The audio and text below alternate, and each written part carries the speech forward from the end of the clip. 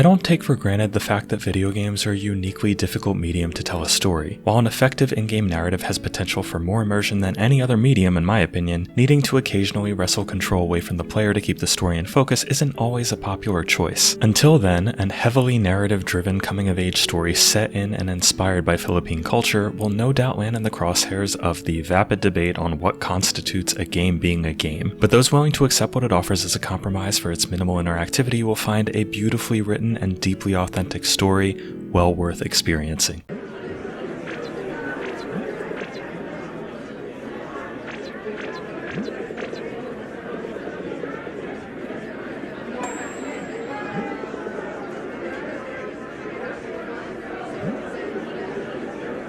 Before I get into it, maybe think about liking the video, subscribing to the channel, and checking out our Patreon in the link below. And don't forget to join Gamer Ghoulfriend every Thursday evening over on our Twitch channel. Until Then is, in some ways, a tricky game to review when its story demands to be experienced on one's own. So in an effort to stay as spoiler-free as possible, I'm going to give as broad an overview as I can without diving into many specifics. You play as Mark, a teen who's arguably several notches short of filling his academic potential. While his focus on video games over schoolwork isn't doing him any favors, Mark is undoubtedly bright, a point his friends remind him of repeatedly as he only just manages to keep his grades above water.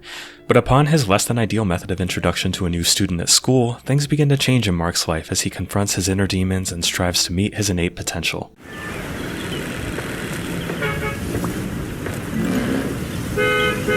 This story is deeply character-driven with a slice-of-life feel and cadence that certainly won't be to everyone's taste, but it's also elevated by exceptionally well-written characters and natural-feeling dialogue that's filled to the brim with charming inside jokes and heartfelt interactions between its cast. If you've taken a look at the game's Steam page, you'll also note some more mysterious elements involving strange disappearances and unreliable memories, but some expectations around that should probably be set now. Until Then has some light science fiction elements that gently tease themselves throughout the narrative, but at a pace that's hardly noticeable. In fact, of the game's 5 chapters, arguably none of them cover its more mysterious bits with any more than a passing glance until the very last one. Thus, if you're picking up Until Then because you want a deep, suspenseful mystery, you're likely to be disappointed. A vast majority of its runtime focuses on its characters and their various relationships and aspirations. In my opinion, that's not a bad thing. Not only does it allow its overarching story to breathe and inject its more perplexing elements at a measured pace, but I also felt that the sci-fi elements were ultimately half-baked and didn't amount to nearly as much importance as their presence in the plot implied.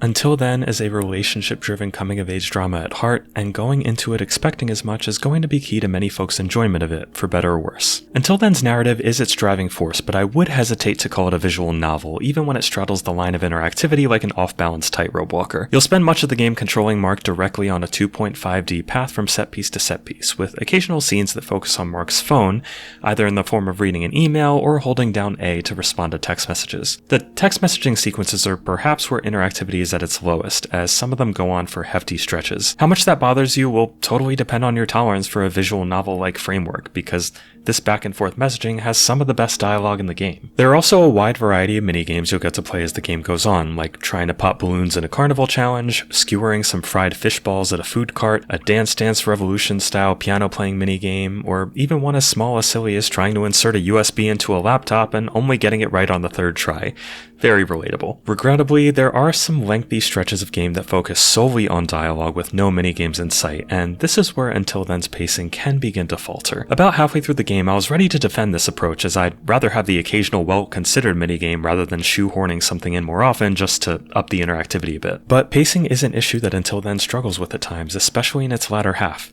The game as a whole took me just over 10 hours to complete with a little bit of idle time to consider, and I'd argue that despite high quality writing and some fantastic characters, the whole thing is just a bit too long for the amount of story it offers. Chapter 4 especially had me struggling at times through scenes like Mark and his best friend Kath picking out prom clothes at the mall, where still shots of a banal moment like Mark picking up a potential outfit would linger several seconds too long, making me less anticipate what would happen next and more just patiently waiting to find out. It by no means negates the overall quality of the experience, but folks like myself who struggle with the overly ponderous pace of some visual novels are likely to have their patience tested a few times. Occasional dialogue decisions pop up throughout the game, and especially later on, it's nice to see its minor choices be referenced by a character in a later scene, but many come and go without much fanfare and frequently don't feel feel interesting enough to add much in the way of replayability. One thing is for certain though, regardless of what's happening in Until Then's story, you can be sure that it will look visually spectacular. While 2D characters in a 3D world is hardly a new concept in the gaming scene, indie or otherwise,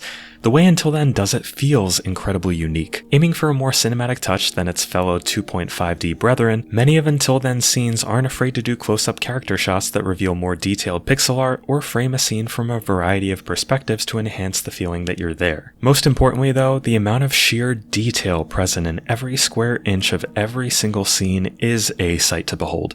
Truly, every one of Until Then's numerous settings are teeming with small touches, be it colorful posters adorning the walls of a classroom, household Christmas decorations bursting with light, or narrative sprinkles like a height chart scribbled on the wall of Mark's bedroom. It is uniformly gorgeous, ran great on both my gaming laptop and the Steam Deck, and manages a level of artistic coherence that does a bit of heavy lifting when the game's slower scenes needed some visual pizzazz to hold my attention. The music is great too, if at times a tad too reliant on the same few tracks. If there's anything to complain about on the presentation front, it's that the sound mixing in certain scenes could use some work, as what's intended to be ambient noise could occasionally be way too loud to fit its respective scene. For example, one scene in a classroom was practically drowned in the noises of the early morning traffic outside, so much so that you would think it was taking place at a busy intersection rather than a school. It's a minor blemish on an otherwise marvelously presented game, but worth a mention nevertheless.